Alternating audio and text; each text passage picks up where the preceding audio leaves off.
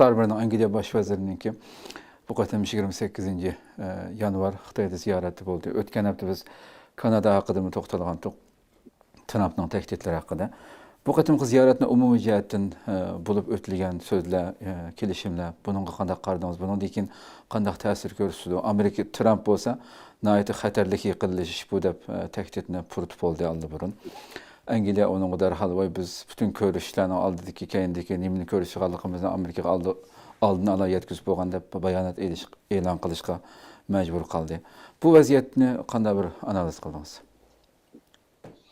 Hamda hammamiz bilgandek bu Yevropa devletleri Amerika bilan bo'lgan munosabatlar yiriklashyotir. Xo'sh. Xalqaro tuzumlar buzilyapti. Xalqaro qonunlar ishlamayapti. Xalqaro müesseseler, misaliga Birleşken Devletler Teşkilatı'daki müesseselerime ta'sir kuchini yo'qotyapti. Xo'sh. Bunda vaqtida hamda Amerika hammaga buyruq tushirib, tahdid qilib, bisim ishiltish degandek bu siyosatni ilib borgandan keyin nurg'un davlatlar hamda o'zininki chiqish yo'lini o'zi tepish yo'liga kirdi hozir. Muşunun o'xshash hamda Angliya hamda boshqa davlatlarga qaragan chaqda baldur o'qinib, ya'ni Amerika bilan munosabatimizni agarda tuzlamay qolsak, hal qilolmay qolsak, hech bo'lmasa Xitoy bilan bir munosabatni kuchlantirish. Buningki bir qancha sabab bor. Birisi Trumpga taqobil turishda, ya'ni sen bo'lmasangmi boshqa aloqalar bor. İkincisi, hazır dünyanın nurgun devletinin iktisadları načarlaşıyordu. Xitoydagi bir iqtisodiy kuchi bo'lgan devlet ile iqtisodiy ticari jihatdan munosabatni qurish va Angliyaninki iqtisodini tuzitish jihatdan Xitoy mo'yin bir devlet bo'lyapti.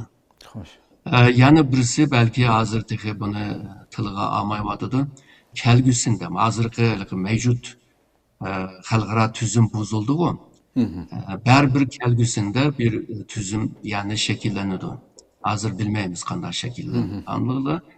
Bu buzilgan jarayonni yashayapmiz. Kelgusida agarda bir tuzum qurilib qolgan bo'lsa, hamda Xitoysiz bo'lmaydi deydigan tushuncham bor.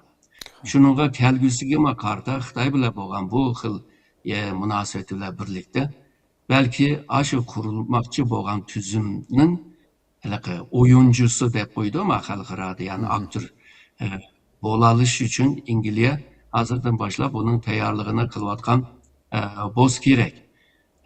Chunki bu bir xalqaro munosabatda bir muhim gap bor bu. Ya'ni ustalda sen o'tamagan bo'lsang, ustaldagi bu tomoq tizimligida qolsa deydi. Ya'ni üstəldikiler seni yevdidir degan gap.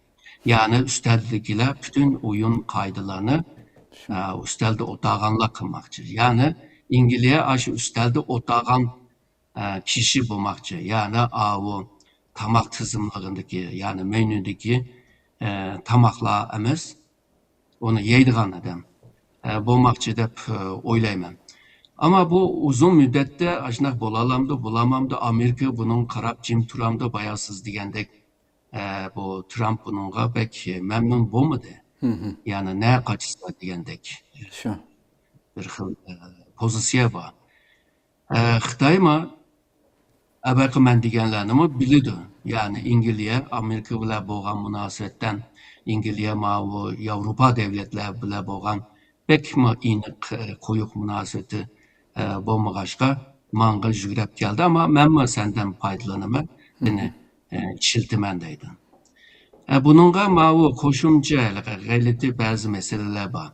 Misoliga bu Starmer va odamlari bilan bo'libmi boylar, kuchi bor, nom bor, ism bor odamlar bilan birga bordi. Bu odamlar ishlatgan telefonlari bir qatimliq ishiltish telefoni. Çünkü Xitoyga borsak bizni takip yomon bo'ldi deb.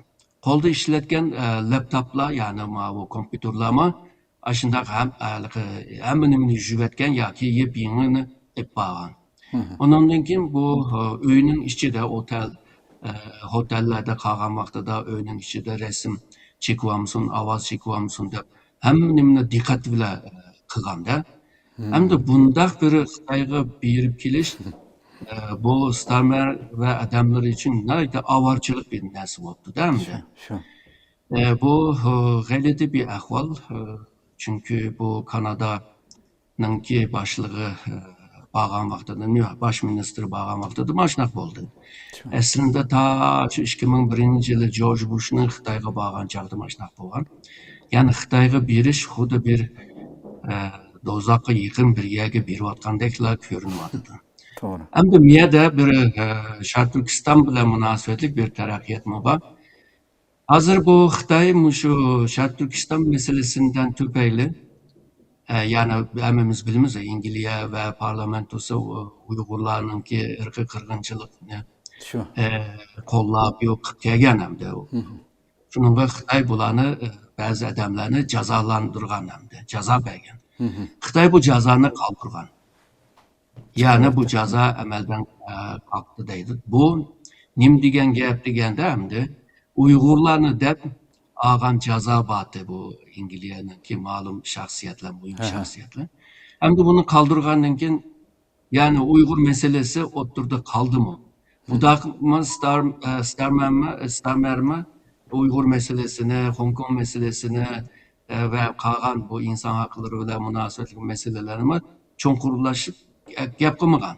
Yalnızla iktisat meselesine ve şu iktisat ticaret ve münasebet bazı kelişimlerge imzalaşıp kaytıp geldi hem de. Umumi vaziyet şu hem de. Hoş. Doğru. Hoş. Köptün köp rahmet doktor deganimizdek nurgun bir murakkab bir vaziyatda turyapmiz. Maqtim bu kadar diqqat qilib berishimi o'tganda biz xabarda chiqqandik. Nurgun axborotlarga chiqqanti Angliyaning sobiq 3 vazirining hammasining eng yaqin odamlariniki Xitoy davlati bilan munosabati va hakkerlar tarafidan ularning ma'lumotlari anglag'anligi, egallag'anligi shunga alohida diqqat qilib bu qatmagan demak. Ko'p rahmat doktor, qimmatli fikrlaringiz uchun. Alloh razı olsun. Ben rahmet eyledim. Rahmat. Allah'a emanet. Allah'a emanet.